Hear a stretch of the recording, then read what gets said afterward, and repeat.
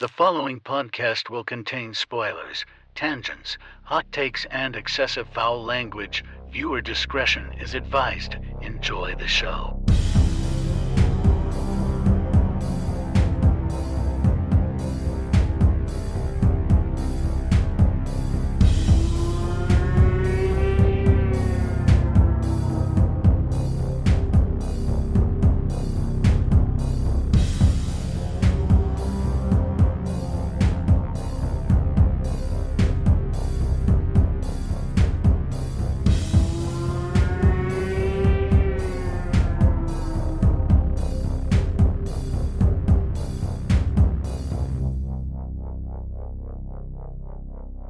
Greetings, horror fans, and welcome to episode 311 of Frightmares. I just broke my brain for a second because I've been doing like 301, 302. I almost said 311, but that's not right. Anyways, of Frightmares, I'm your host, Austin Proctor, and joining me today for 1990s Frankenhooker is Cory Johnson. Hey, yo. Hey, how's it going? John was supposed to be on this episode, but my dumbass forgot to remind him in time. It was much too late for me to say. It was like Tuesday, and I was like, hey, you're good for Sunday, right? And he was like, no. Was I supposed to record? And I was like, yeah, I probably didn't tell you. So Cory came in to do this movie. And as I always say, it's an exciting movie because I know neither one of us have seen this. Yeah, I mean, with a name like Frankenhooker, you've probably heard it if you're in the, horror community. It's a name that probably gets thrown around every so often. It's a Frank Henenlotter movie, and if you don't know who Frank Henenlotter is, I'll tell you later. But I didn't realize that he directed this one. I knew he did Basket Case. And I watched that one a long time ago and wasn't really a fan of it, but that was also when my rating system was chaos. So I don't think I really understood how to enjoy horror comedies for like far too long, because there's been plenty of times where I'll go back and rewatch a horror comedy like that I rated poorly, and I'm like, why did I rate this poorly? And because there was a definite time when I didn't like horror movies to be funny. I was like, this is stupid. I want my horror movies to be scary. But I don't remember when the pivotal moment was that I actually had fun with horror comedies, especially B movies, because now I just love just bullshit movies. Like, that's like my bread and butter now. So this one was directly up my alley. And this one was a weird one. I was like, who do I ask to be on this one? And you were already on a couple this month, and so was Gabby. So I asked John, and he said he was down. But then when he couldn't make it, I was like, who do I ask? Like, I don't think this is going to be up Gabby's alley. Maybe Cory will like it. I was like, I don't know if Mike will like it. I'm like, who the fuck do I ask? So I just started with you. I definitely have mixed opinions about this for sure, because I absolutely loved some of this movie. And then some of it, maybe I just didn't get. Okay. It may have been just a type of comedy that just does, like, for me, I'm like, I don't get it. Okay. But then there are other comedic elements of it that maybe might not have even been intended to be as comedic as they were that hit me. And I was just like, oh, this is so funny. This is so funny. And it's probably not the things that you think that I'm thinking of. Yeah. Oh, no. Well, of course, because I expected you to say it was like, yes, it was good, I enjoyed it, or it wasn't for me. And of course, you're right in the middle of I liked some of it and I didn't like some of it. I should know what to expect from now, but every time I try to figure it out. Well, because I went into this like, this is one of those things that, again, yeah, you hear it mentioned, but you never do the digging on it. Right. And based off the name, it wasn't something that I necessarily even cared to go forward with to begin with, because in all honesty, the whole Frankenstein's monster, like, one of the weaker monsters out there, to be fair.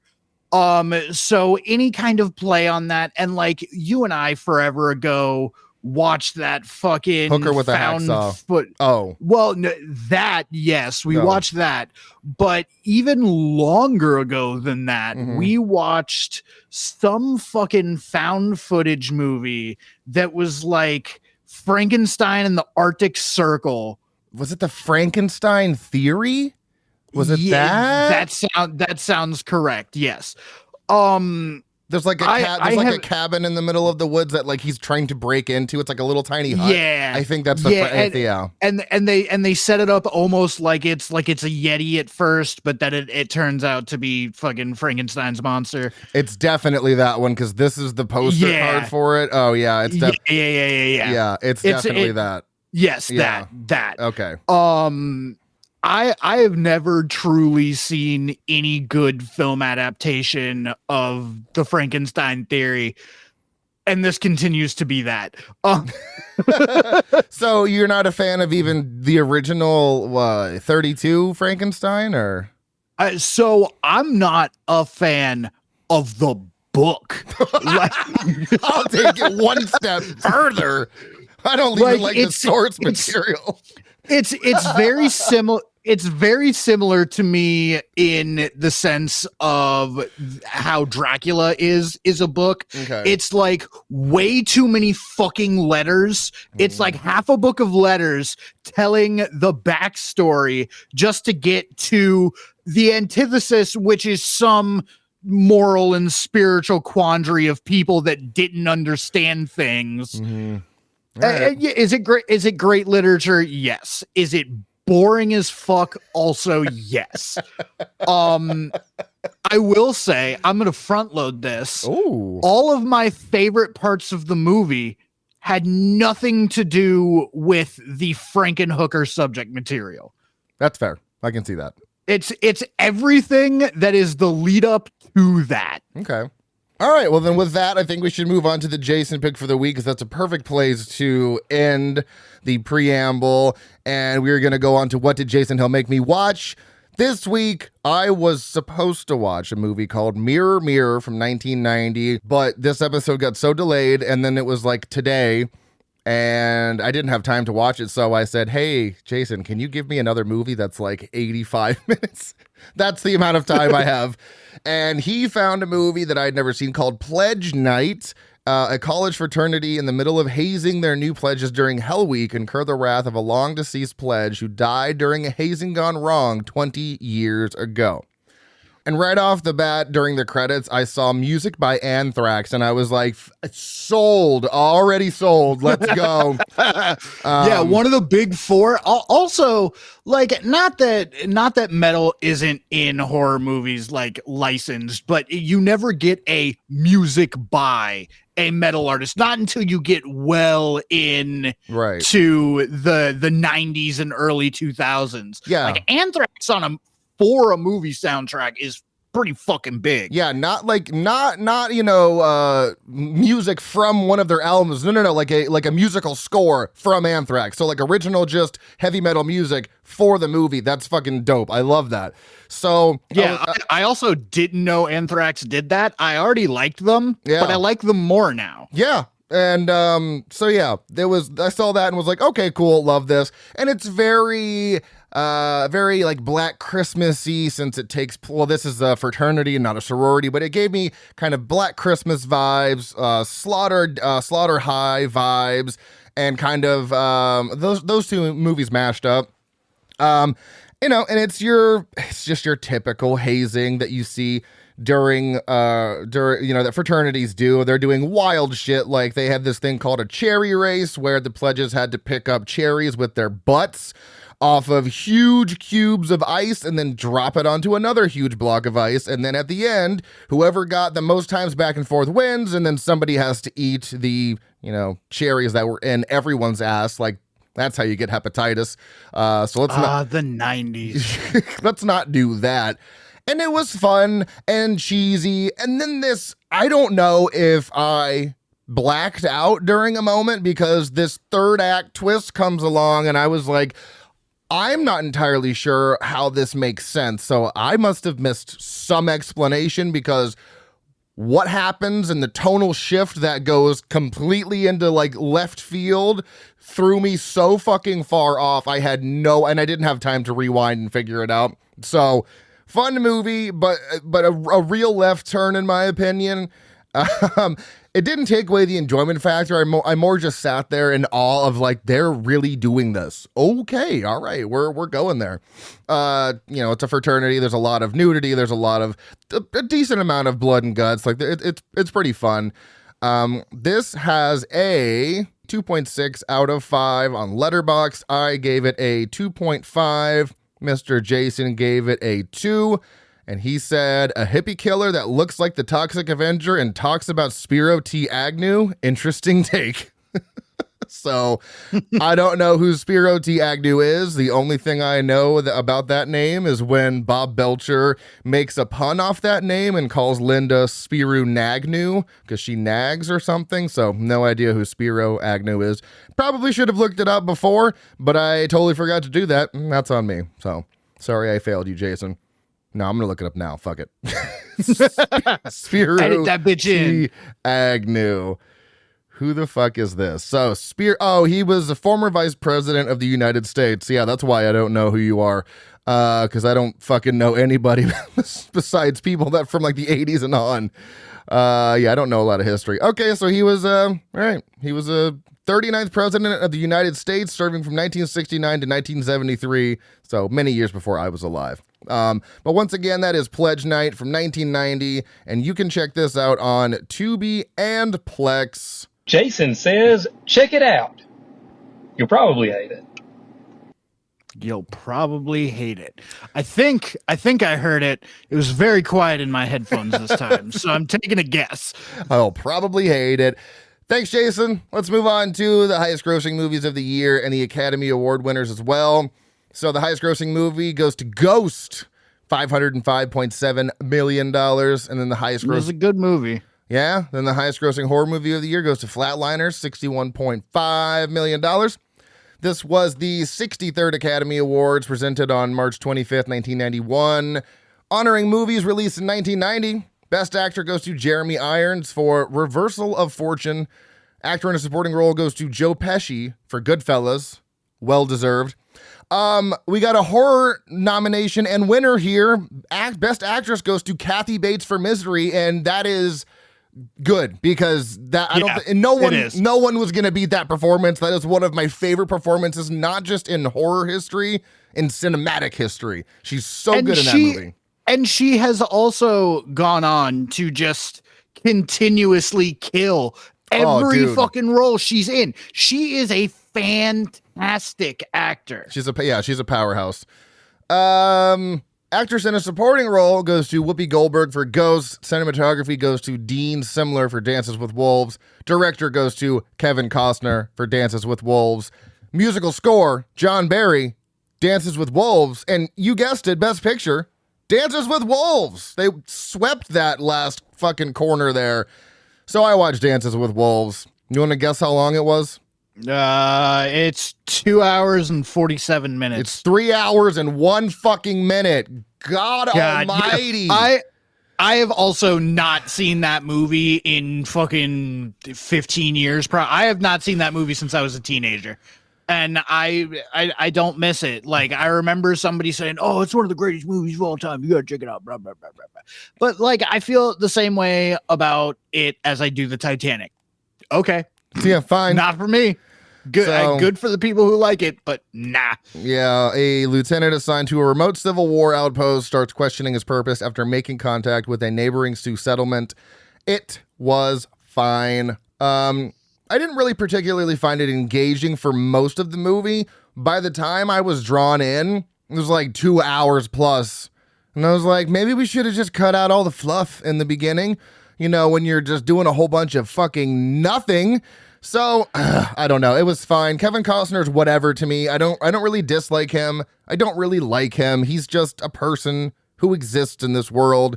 I also did not like the narration style plot device. but only because Kevin Costner sounded like he was, and I get it, it's his journal, but it just sounded like he was reading from a book and doing it poorly, like doing it very poorly. And it sounded like also like he was doing a really weird impression of Bill Paxton. Maybe that's just how Kevin Costner sounds. I don't know him enough to know that, but wasn't a fan of that. I will say, though, it was nice to see them use actual Native Americans and not whitewash it, except for one character. Her name was Stands with a Fist because, you know, Hollywood. The main Native American had to be a white girl who got, I think her family died and then they raised her as her own. So it's like, didn't have to do that. But, you know, they did use real Native Americans, which was cool. It's just too fucking long. It's 3 hours. It's so goddamn long. Yeah, and I will say it is a movie that is very full of itself. Like Kevin Costner said, hey, this movie, it's gonna think it's better than you. Yeah.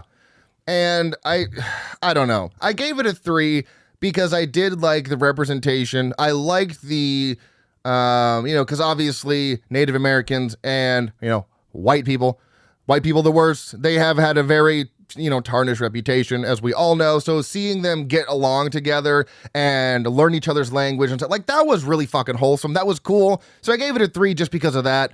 But like, I don't know. I don't think it's all that great. It has a 3.9 out of 5 on Letterboxd, which, it's an Oscar winner. So I can't blame it. And it's so funny though, because I didn't realize that Dances with Wolves that's like his name in the movie. So my review at first was completely different until I realized that was his name. And I was like, well, there goes my good review. Because the review I had to change it to was, why can everyone in the Sioux tribe manage to have straight hair, but Stands with Fists looked like she got attacked by a raccoon every morning? Because her hair was a fucking hot mess. Everyone else has this nice, gorgeous, just perfectly straight hair, and she's got this rat nest. Like, girl, get a comb. Shit. So, there you go. Dances with Wolves. You can check it out nowhere besides Plex. I just fucking rented it. I was like, I am not watching a 3-hour movie with ads. Not doing it. Yeah, I'm not like doing a 6-hour endeavor. I refuse to do that. So that's Dances with Wolves. Check it out on Plex if you want to waste half of your day. That's on you. I'm gonna offer a really hot take about Dances with Wolves. Okay. If you want a better version of Dances with Wolves, and don't fucking at me at this because you can't change my mind, is the Tom Cruise's The Last Samurai. Okay. It's exactly Dances with Wolves, but just Japan. Okay. That's one I haven't seen, but I've heard it's pretty good. So it's fucking awesome. Let's move on to the IMDb Roundup.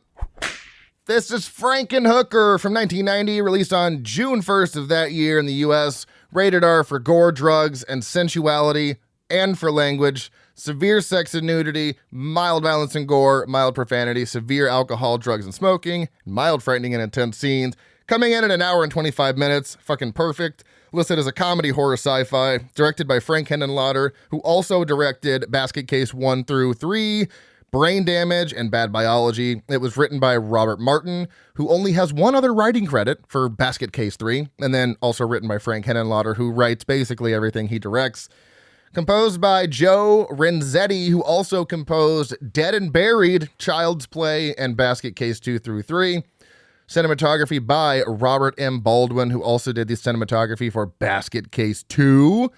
Edited by Kevin Tent, who also edited Basket Case 2, Girl Interrupted, and The Peanut Butter Falcon. So, there you go. Blew my mind. Starring James Lorenz as Jeffrey, who was also in Street Trash as Doorman. We've got Joanne Ritchie as Mrs. Shelley, who was literally only in this movie. Patty Mullen as Elizabeth Shelley, who was also in Doom Asylum as Judy LaRue. We've got J.J. Clark as Mr. Shelley, who only has 8 credits and was also in Rocky V as Conference Reporter, or Party Girls as Construction Worker, and lest we forget, OK Garage as Guy at Bar. There you go.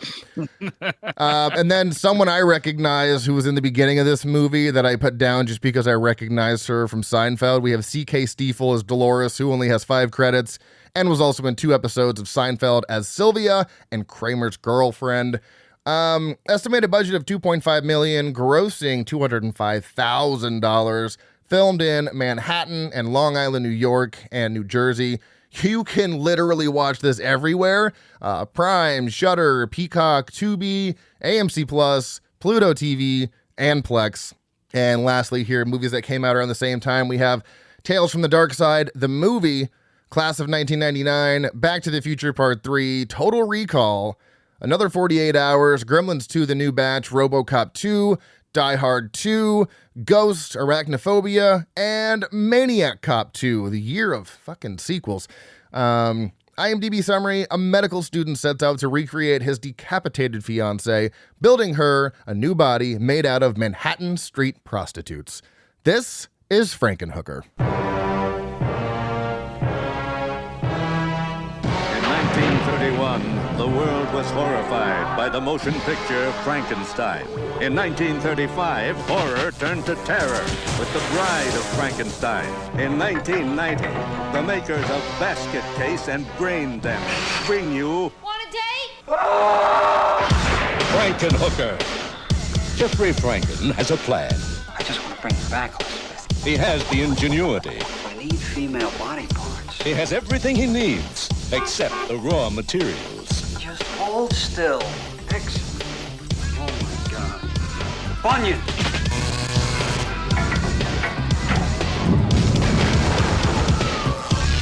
Wow! Jeffrey's creation is alive. Looking for some action? Oh, yeah. She's sexy. Want a date? You going out? I'm on my way home, but thanks anyway. And she's sutured to please. Listen, I'm looking for a very tall, attractive woman. She's purple. She's got fresh scars on her. She's in the bar! Now, a motion picture like no other. A tender story of love and romance. Want a date? A gripping tale of lust and revenge. Frankenhooker. Incredible. Some assembly may be required. So, Cory, overall thoughts on Frankenhooker? So I don't even truly know, like, because there's certain details of this movie that are like, wow, they put a lot of effort into this. And then other things that you think would be important that you're like, wow, they put no effort into this. Oh, I have a huge point about that too. It's great.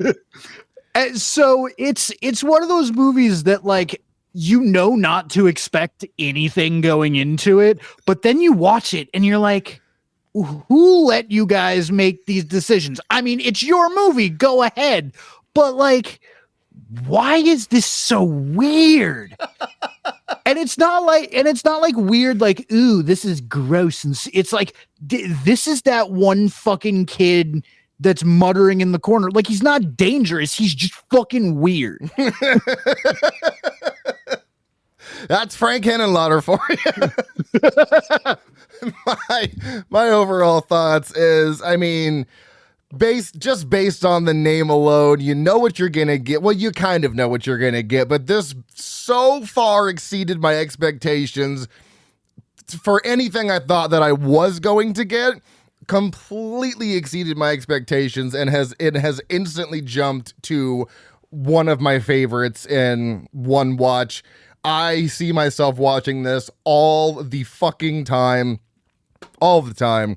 And it's just a wild combination of things to put together. You have the Frankenstein story, and then you've got, fucking prostitutes. Let's mash those together. Like, to be in the room when they were coming up with this idea, probably blowing so many lines of cocaine, and just, no, it was the super crack.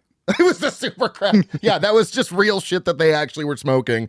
So yeah, it's hilarious to interject Frankenstein with hookers and then crack and then having them explode because movies and science. No explanation. And I love that. I commend that. That's actually one of my first points going right into likes is, first, I love a movie that literally gives you the name, like Frankenhooker. Got it. I know an idea of what I should expect because the name is giving it away. But I also love movies that just gloss over things Or, because explaining them would make it too complicated, especially for low budget movies. Like, for example, there's no need to talk about what kind of scientist Jeffrey is. It doesn't fucking matter. He's just a scientist. Got it. No explanation needed. The experiments speak for themselves. I mean, why are we not mentioning the brain eye thing in the kitchen that nothing ever came of that? Doesn't matter. We don't need to know. No. So check this out. I actually think that the brain in the jar, so he's keeping it in the same liquid that he keeps all the body parts in. I think his brain in a jar is what even gives him the idea to create Frankenhooker.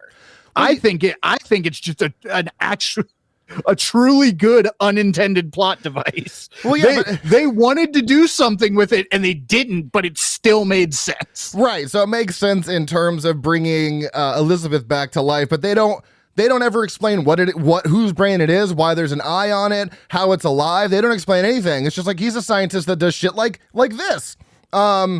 Jeffrey's garage, too, is just a mishmash of nonsense that requires no explanation for what he's about to do. Just big. You see the giant fucking spark plug that he had, too? Like a spark plug that looked like it was comedically large spark plug. That's like for a rocket ship. Okay, this gets into what I was saying about there's some things that they did so fucking well. Like, yes, they didn't explain any of this technology, and it was all set up to be a mishmash of garbage to say science. Exactly. But like all of the props look so high quality, and I truly believe that they built, it may not have blown very well, but that was a giant 2-scale fucking turbine fan. Like all of that propping was done so well, and it's hilarious because they don't use it to anywhere near its fullest potential. And a lot of it, they're just like, set it on fire. Yeah, it looks really good. You've got all the chains hanging from the roof. You've got the contraption that hoists Frankenhooker into the air to get electrified. The liquid where he keeps Elizabeth's head and body parts. What is that? I don't know. It doesn't matter. Science. Also, why is her hair dry as he pulls her out of a liquid? That too. Bro buys crack, then makes super crack as a way to kill the hookers because chloroform is just way too easy. Also, getting one body for parts is ridiculous. Let's get multiple bodies because this is a Frankenstein movie after all. And why exactly do the people who sleep with Frankenhooker explode? Who the fuck knows? Like, doesn't matter.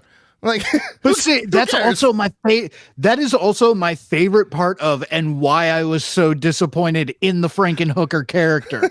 Her ability to like kiss you, suck out your soul, and then make you explode is amazing. And she only does it like thrice. Yeah. Like it does not happen enough times for you to show me that absolutely hilarious way of killing people. Otherwise, she just pushes motherfuckers around. She's like an elementary school bully. She just walks up on you and pushes you over. Because she has, and also, why is it that she has all of the memories and the dialogue from all the hookers when she's got her own brain? I know all the parts. Yeah, that was the other thing I was gonna doesn't even make any sense. Like it would be 100% fine if she came back and she was like, oh, just murderous intent from being brought back to life after an unknown amount of days. Like, right. Definitely time has passed. He says, I gotta wait 2 days for the fucking thunderstorm, and she's been dead in a cooler for who fucking knows how long. Yeah. So yeah, you want to come back to life, have murderous intent, and just go on a rampage. Sure, I get it. But like, not only do you have the memories of these and I'm gonna use the politically incorrect term because this is what they use in the movies, these hookers. Yeah. Why does she have the memories of the hookers, and why does she only repeat a very certain few things? Like, is it the dead only retain like the last few seconds of, or the last few hours of before they died? Like it brings up way too many philosophical questions that this movie should not elicit in any way, shape, or form. Right. And you don't get any sort of explanation because, again, we don't need it. Any explanation that they would try to give us would be such bullshit that it would totally detract from the movie. So fucking good God. But just going back to kind of the beginning, the names are so on the nose. You've got Jeffrey Franken and Elizabeth Shelley. I love dumb shit like that. It just makes me happy inside. I love dad jokes. I love stupid jokes. So that was hilarious. The main guy too, Jeffrey, is played by James Lorenz, as I mentioned, and it's fucking driving me crazy because I'm like, I know this guy. And yes, I know he was in Street Trash, but like I swore I knew him outside of that. Looked at his IMDb, knew him from absolutely nothing besides Street Trash. Like, it was to the point where even his voice sounded familiar. Couldn't find anything. Couldn't find a thing. And I was like, fuck. So here is my thing. Okay. He has a lot of mannerisms with an extra layer of psychosis as Kyle from South Park's cousin Kyle. See, I don't even know enough about South Park to know who that is. So it's Kyle's cousin Kyle is like the ultra Jewish Kyle. Mm-hmm. Like, and he has like the stereotypical New York Jew accent, and it's a whole thing. And then he looks like a fat Eric Foreman. He looks like a fat Topher Grace. To me, anyway. Okay. Yeah, he's probably just an amalgamation of like all these different people that I recognize, just kind of, mashed into one, I guess. I don't know. But it was driving me crazy. But I enjoyed and his profile shot is kind of Jamie Kennedy.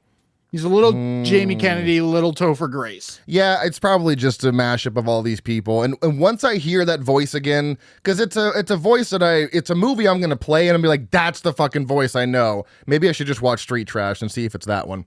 Because it might be.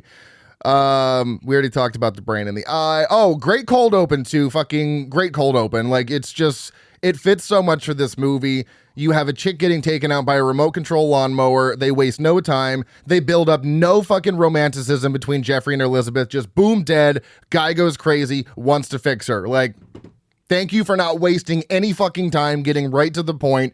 Because, like, yeah, they could have done a whole thing where they showed how in love they were and this and that, but I don't want that. Don't show me that. This is an hour and 25 minutes. This is the perfect time for a movie. You get in, she's dead. All right, now we got to bring her back to life. It was like the first 5 minutes, maybe. And then, It does a super good job. And again, I am probably looking into this way more than this movie intended, but it does a very good job of showing that Jeffrey is doing this out of obsession, not out of like actual love. Right. Like, Shelley is probably the only person that ever like loved at all Jeffrey. Like, even Jeffrey's mom, like, Jeffrey's like, I need help, blah, blah, blah. I'm losing my grip on reality. And she's like, all right, well, just don't stay up too late. And then walks out. Like, yeah. And for a fun fact for anybody who knows the movie Blood Rage, that is also the mom of from Blood Rage. But yeah, so he's clearly got a weird home life, I would assume. I don't even think we see Jeffrey's dad. I don't think we do. I don't think we see Jeffrey's dad. I think it's just him and his mom. No, I don't think so. Yeah, I think it's just him and his there's only one scene with his mom too. Yeah, she's in there. His mom is just gone. Yeah, then it's just gone. So I guess So yeah, I think he's got a weird home life. I'm assuming dad's probably not there. Mom's clearly not around because he's in the garage doing fuck all of whatever he wants to do, and no one seems to intervene at any point. So he's obviously has a distance relationship with his parents that you can kind of construe from what we see. So yeah, I'm sure because they were, fiancés, they were supposed to get married, and I'm sure she showed him all the attention that his mom didn't, and that he probably never got from his dad, because I'm just assuming his dad probably left when he was born. That's just where my head goes with something like that in a horror movie. So also love the title sequence. It's great. It's good. Like, it's great pink glowing credits. You have Jeffrey sketching out something that's not entirely clear until the camera kind of pulls back and he's like mumbling Like, I don't need to do this. It was a fun little intro. I really loved it. The mumbling, all his mumbling through the entire movie, my favorite part of the movie. I absolutely love it because it starts off, it does the thing that I love in comedy where it starts off and you're like, all right, I get the joke. Right. And then it keeps going and you're like, all right, this is really dumb. And then he starts mumbling absolutely absurd shit. And you're like, all right, I'm fucking back in. The bit is funny again. And they do it so many times. They do it like 6 times through this. And you said hour 25. My Amazon cut was an hour and 22. Oh, so weird. like there's 3 minutes out of there that like I did. So it was even quicker for me. Interesting. So like six times of that like 30-second bit is a lot. That is a lot. And it was fucking hilarious. It's funny that you mentioned, though, that pretty much right off the bat, they kind of set you up with, okay, this is the bit we're going to do, and this is what you can expect, because there were two bits that right off the bat that I love. The first one is right after that scene that we were just talking about, the opening where he's drawing and doodling, and then it pulls, the camera pulls up to show what he's drawing. There's a whole entire wall of pictures behind him, and they're all of them are crooked. Every single fucking last one of them is crooked. And he goes up, yeah, and he goes up to the middle one, and he goes to correct it, and you're like, okay, stop. All right, stop. That's enough slices. And then he just overcorrects it so it's crooked the other way and then doesn't touch any other. And I was like, it's amazing. I was like, this is what we're dealing with. Yeah. It's because it boils down to like Naked Gun and like Leslie Nielsen comedy. And it's amazing. It is the peak absurdist humor. Yes. And it's done so well. Yeah. And there's honestly not enough of that comedy in this movie, but they do at least make up for it in some other departments, but I could have really used like 1 or 2 more of that style of gag. I can totally agree with that, because they definitely front load the movie with a bunch of little bits like that. And as the movie goes on, they get kind of less and less and less, but then they give you a really good gag at the end that we'll get to, which I couldn't contain myself with how much I was laughing. So yeah, I do wish there were definitely more. I guess that would be like one of my dislikes, is like, that's the kind of like Leslie Nielsen comedy, my favorite fucking comedy of all time. There's, like you said, I don't even think there's enough in this world of that type of humor. And that's what I love about this movie, is there's plenty of absurdist comedic bits. And this isn't one of them, but I just had to mention that I think the hooker's pimp is just buff Freddie Mercury. Am I alone on that? Just buff Freddie. He's just like jacked Freddie Mercury. So funny enough, and it's really funny to guess, to say this based on how I know this person looks in real life at a later age. Yeah. But what's his face? I'm only going to reference him by the Saved by the Bell name, AC Slater. He's now the host of like America's Got Talent or something. I think it's Christian something. No, it's not. No, it's not Christian Slater. No, I wasn't thinking Christian Slater. Oh, it's Mario Lopez. That's what it is. Yeah, Mario Lopez. Like, to me, that is the alternate universe Mario Lopez. Yeah, okay. I can see that. I also love how I guarantee you that, like, I did not look at his IMDb, so I have no point of reference. But I guarantee you they went into a gym somewhere and just plucked this man off, because absolutely he is the most stiff and rigid actor I have ever seen. I do not think he was actually an actor. I just think he was just some guy. No, because his heavily air quoted performance was that of just like elementary school theater. It was so bad. So this actually perfectly tracks, because he's got 2 credits, and one of them is also for another Frank Henenlotter movie called Brain Damage, where he was just labeled guy in shower. So he has 2 credits, and it's for those 2 movies. And I guarantee you, they still probably found him in a gym. It's like, hey, you come this way. We need you. And he obviously, from brain damage, it was just a small bit that he had, and then it later translated into a much bigger role because he's got a pretty big role in this movie. And funny enough, I legitimately thought he died when he got smacked in the face with that flying head. Because I did too. We don't see him for so long, and I wrote down, I was like, did he fucking die by getting? And even this, it's like 20 minutes. It's like before a lot, he comes back, which for an hour and 20-minute movie is like, you know, a quarter of the movie or like a fifth of the movie. But when he gets hit with the exploding hooker's head, it makes a ridiculous sound effect. That just fucking sent me over the edge.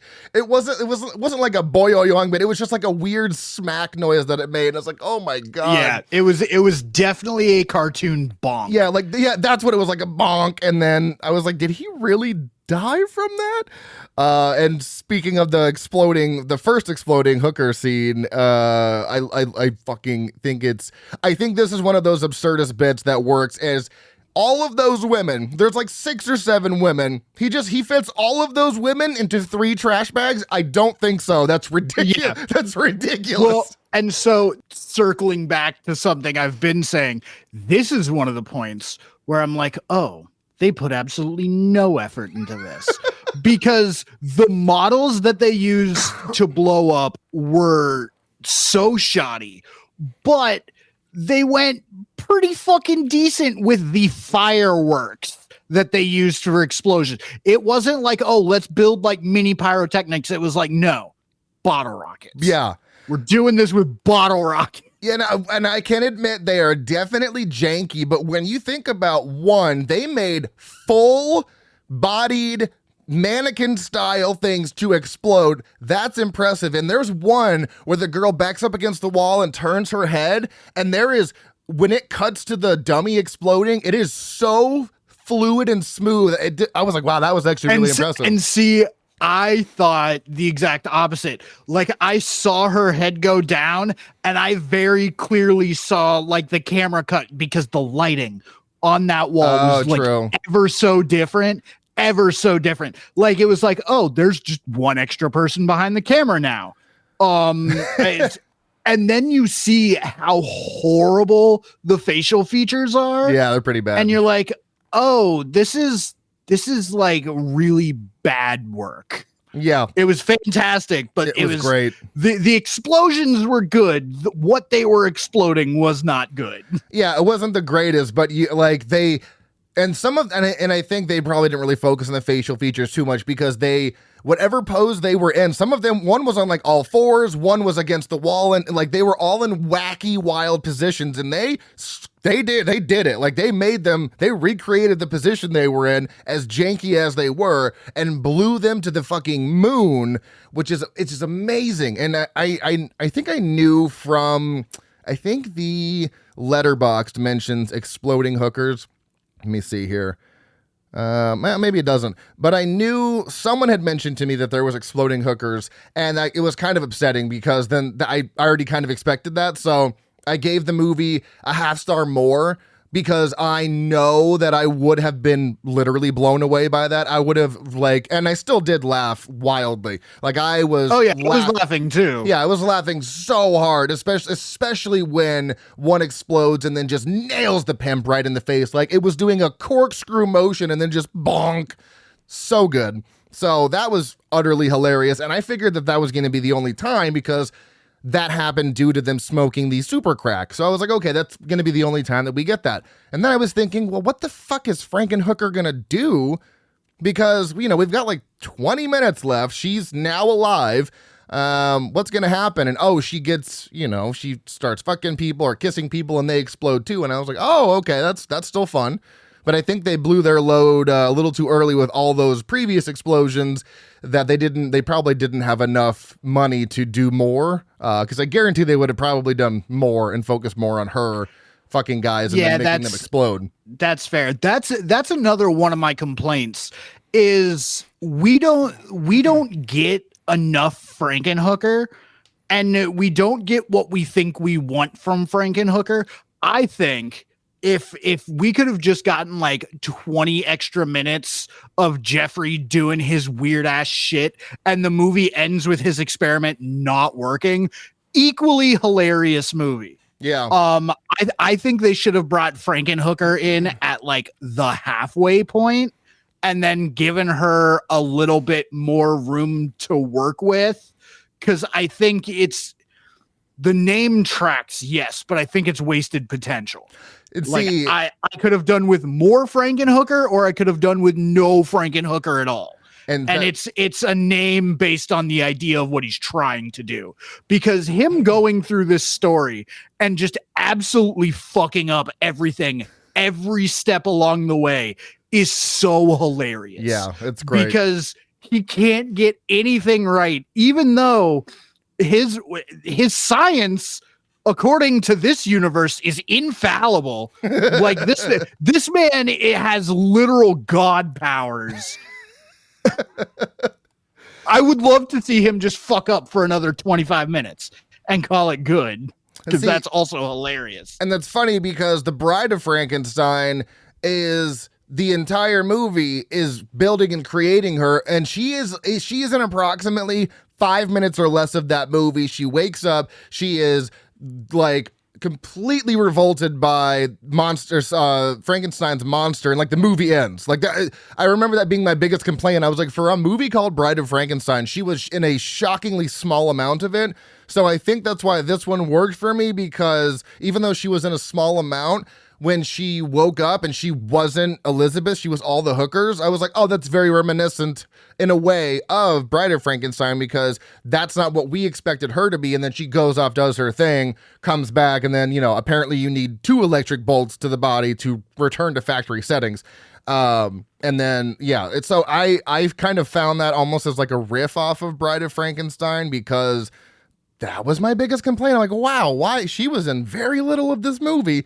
And so maybe it's entirely possible. I am like it's complete speculation, and it could be a stretch, but it could be a very big stretch. That's just where my mind goes. So and I think the last thing all I had to say was, I did not see Jeffrey getting beheaded coming at all. Oh my God. It's like Friday the 13th, part 1 style, just fucking Pamela Voorhees being decapitated. And I was like, oh, and I was about to be so mad at the movie, to be honest. Like, okay, I don't really want him to die. And then of course we get the ending where, what did he say about his serum? It's like a estrogen-based blood serum. So he can only do it to women. And then when he gets revived, he has boobs and a vagina, and he's like, where's my Johnson? And she goes through the whole explanation. She's like, I still love you. And then it ends on of just a hideous monster, which I could not stop laughing at. I thought that was absolutely hilarious.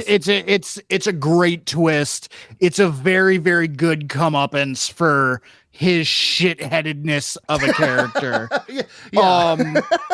And it's a really good comedy bit. Like, there's no other way that they could have ended it to have anything be good about it. Right. Like, I was really pissed for a second. They had to give it that ending, or else the rest of the movie falls apart. Yeah, I was so mad for a second because, yeah, I mean, I kind of get it. Like, all right, I guess I get he dies, but then what's the where's the punchline at the end of this movie? And it was that, and I just laughed so hard when the credits rolled. I was like, that's the perfect ending.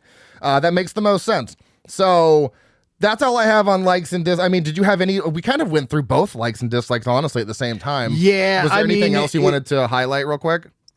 No, I mean, for me, the things I like most are the just little micro interactions with all the characters, because everything is just like the picture, everything is just ever so tilted. Like, none of these human interactions are real. Like, the design is very human. Yeah, exactly. Like, it looks like humans. It sounds like humans. Humans don't interact this way. And it's really interesting to watch, because you're like, some of these people are trying very hard. Oh yeah. And then like the guy that plays Jeffrey, like, he's not taking any of this serious. Like, I feel like he was like, yo, how funny would it be if I lobotomized myself not once but 4 times on camera, like for no other reason than to like push my character along to want to do these things, right? Which again, yes, it harkens back to the original Frankenstein. Victor Frankenstein like breaks all his morals by going and grave robbing to get the pieces. Like, I get it. But again, I'm looking way too deep into this movie. These people were not thinking this deep. They were just like, yeah, drill his head. Why not? Why not? We don't need to explain anything. Anything else? But yeah, no, I honestly, I could have, like I said, I could have gotten 5 or 10 more minutes of Frankenhooker. Yeah. Just a little bit more time. Cause I feel, especially with that actor, I didn't look at her IMDb, but like, she's got some oomph behind her. Like her comedy is weird, but like, I thought it was really hilarious that they brought back the fucking compulsive eating with the pretzels. That was so great. Oh, that's a really good micro callback. Yeah. But I don't think they gave her enough screen time. I think she could have been much better utilized. Yeah, that's totally fair. I can agree with that 100%. My only dislike I had was, and this isn't even about the movie, it's about the Blu-ray I got from Synapse. There was no subtitles, and I can't see without my subtitles, so I was like hitting subtitles. So what the hell, Synapse? I love your products, but I didn't know. I was like, why do we not have subtitles? So again, that's not even about the movie. My hot take is that Yorgos Lanthimos' Poor Things is just a more polished Frankenhooker. I feel like he took Frankenhooker.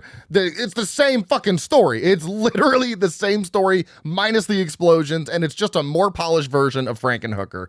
And see, I got like 10 minutes into that movie, and I was like, this is not a Yorgos Lanthimos movie that I think I am going to enjoy.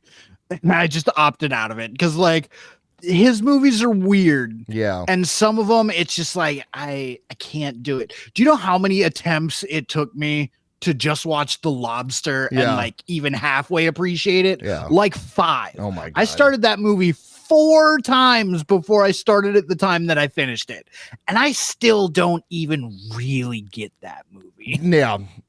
So that's I had another hot take. Oh, my other hot take is I guess you'll probably agree with this one since you're not really into Frankenstein. This is my favorite Frankenstein movie of all time. I don't give a shit. I like it more than the original. I said what I said.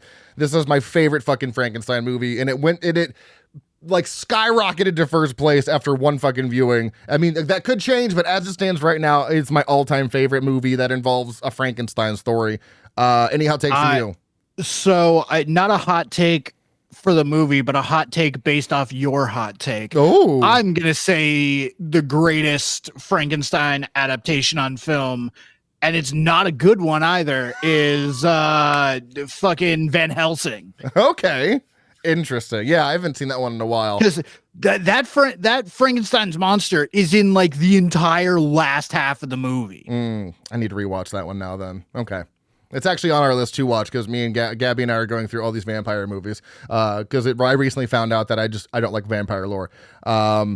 So Hooked for me, that's probably, I just opened a huge can of worms. By the way, I'm so sorry. I will go into details after, at a later time. But yeah, I came to the conclusion. I've got a vampire show for you that's really fucking good. Okay, you'll have to tell me after the show. So Hooked for me was what involved my favorite line. So when we get to favorite line, that's also my hooked moment. Also, I'll get there in a second. So when were you, unless you say if the same thing as me. So when were you hooked?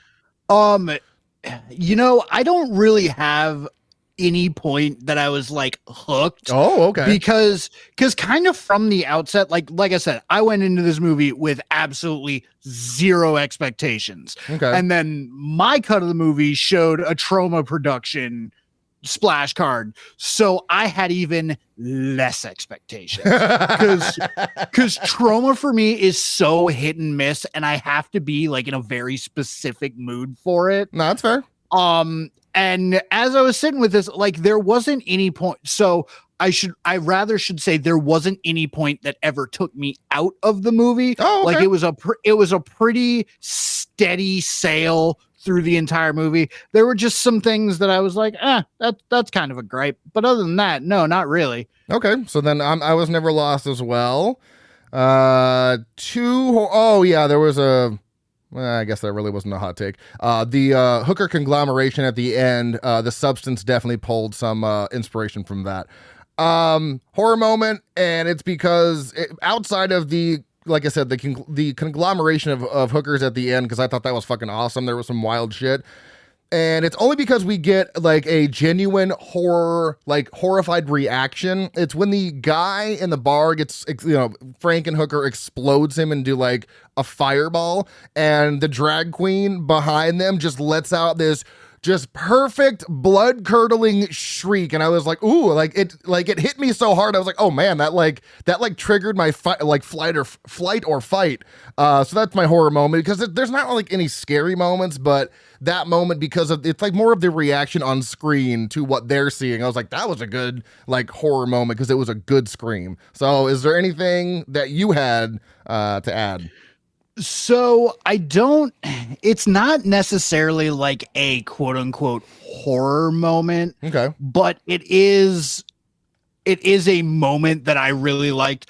I really did like the entire like rise of the platform, to the platform going entirely too high into the sky, and then just getting zapped, and then the absolute wild amount of 80s electricity that happens, because you have the very clearly hand-drawn on electricity, but down in the garage they're just popping fuses.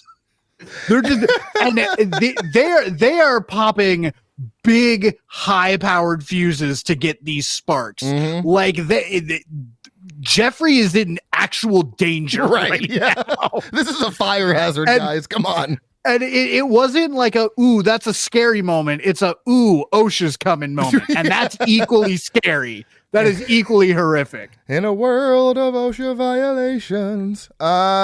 So kill for me. I mean, it's the exploding hookers in the hotel room. I mean, I genuinely thought the head killed the pimp, but that was just so ridiculous.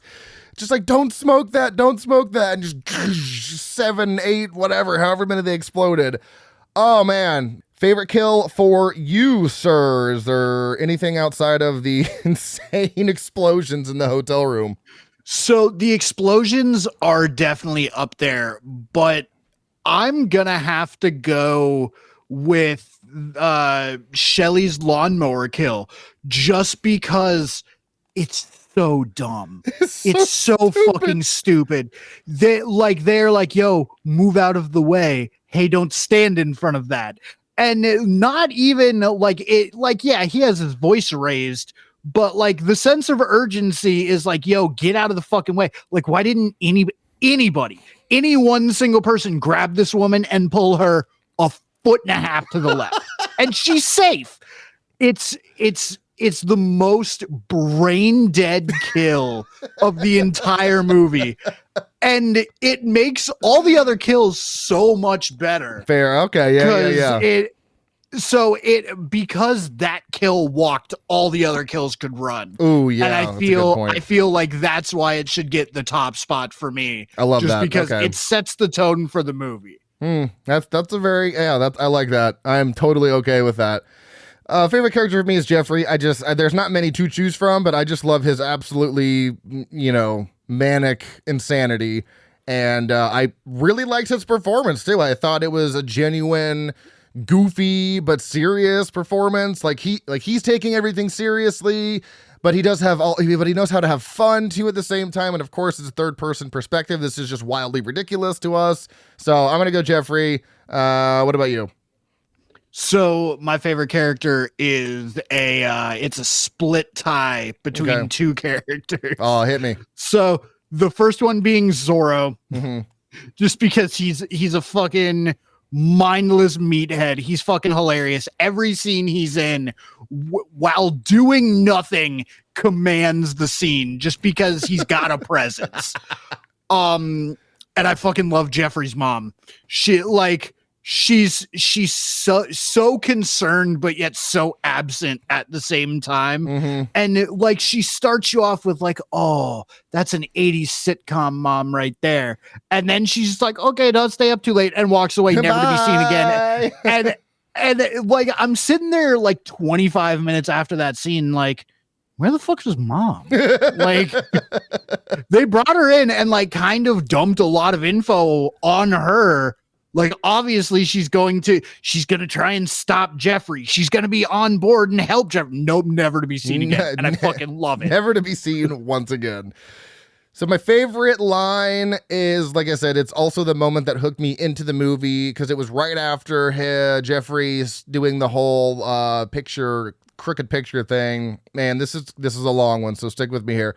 He turns on the TV and it's a news report, and it says, what began as a birthday barbecue ended in a bizarre tragedy in Hohokus, New Jersey. It was this power mower that brought a quick end to the life of 21-year-old bride-to-be Elizabeth Shelley. Like wood through a mulcher, the girthful fiancée disappeared beneath the blades of the berserker mower that sent her personality raining down upon the horrified birthday revelers. In a blaze of blood, bones, and body parts, the vivacious young girl was instantly reduced to a tossed human salad. A salad that the police are still trying to gather up. A salad that was once named Elizabeth. I cannot tell. I had to pause. To laugh for 2 to 3 minutes and then catch my breath because I was so lightheaded. And then I rewound it and watched it again. It was so that is the most over-the-top news report I have ever seen. And then that's when I was like, this is the comedy that we're getting. I'm so into this. I'm ready for whatever happens. So favorite line was tied to my hooked moment. Did you have a much shorter line than I had? Because that wasn't even a line. That was a paragraph. Yeah, no, I actually do. My favorite line is very short. It is at the end of the first sequence of him mumbling as he's writing, and as it pans out to show the body diagram with Elizabeth's fucking autopsy photo of her head, which is also hilarious because he puts her head on a bunch of shit.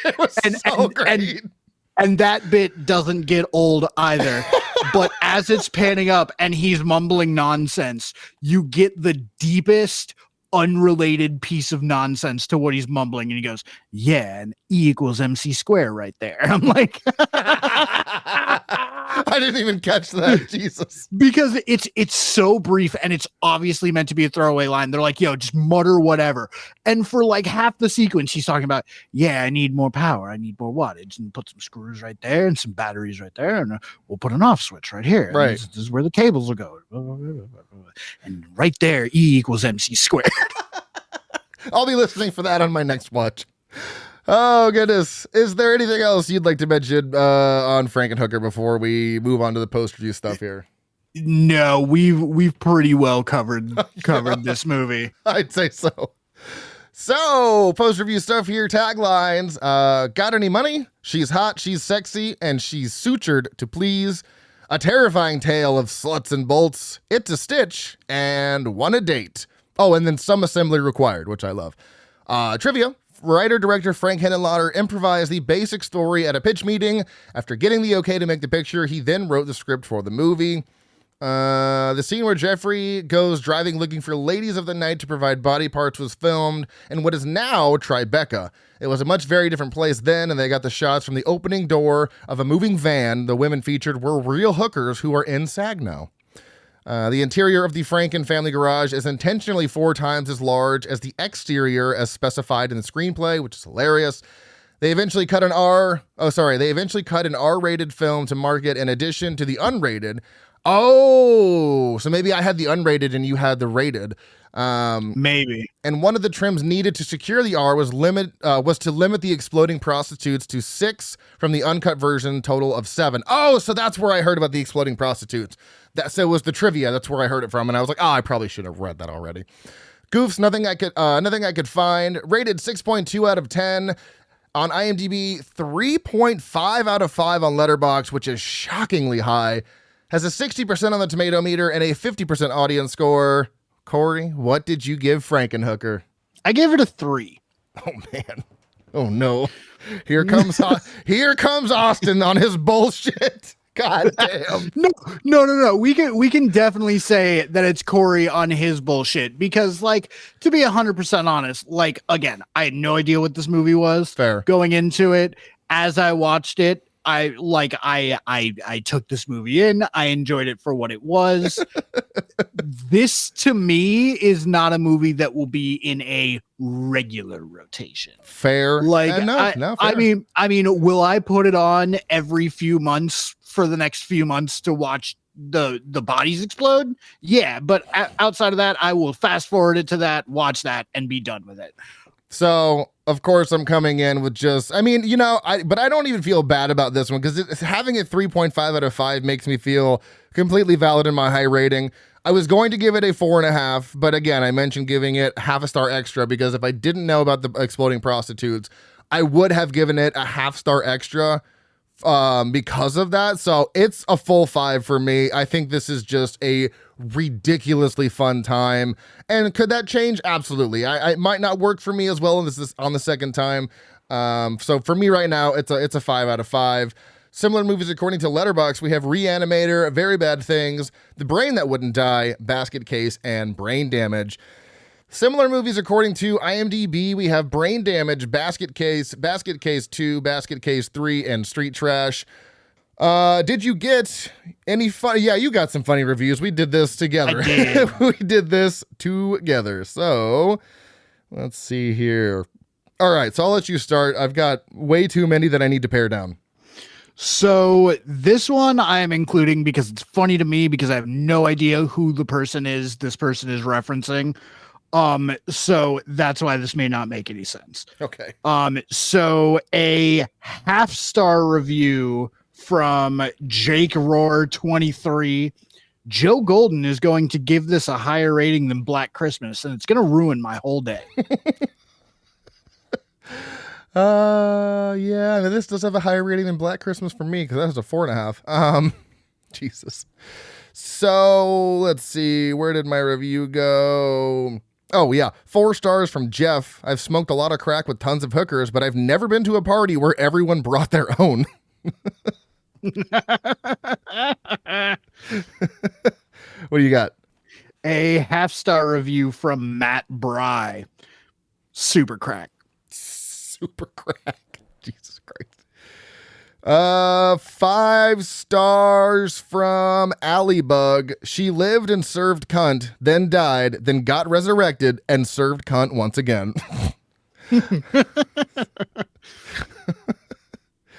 Now for your good ones.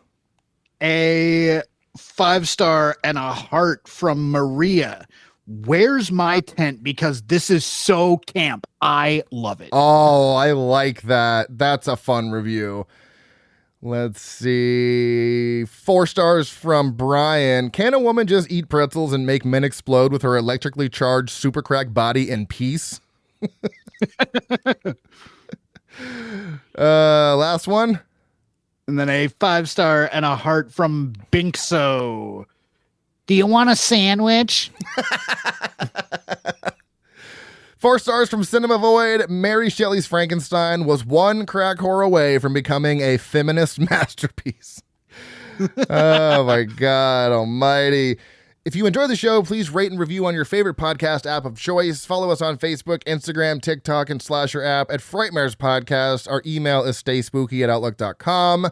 You can also follow me personally on Letterboxd at Dr. Proctor. You are Frightmare's Cory. Boo, yeah. Next week, you and I will be back doing The Silence of the Lambs from 1991. So until then, stay tuned and... You want to stay spooky? I'd stay spooky. I'd stay spooky so hard.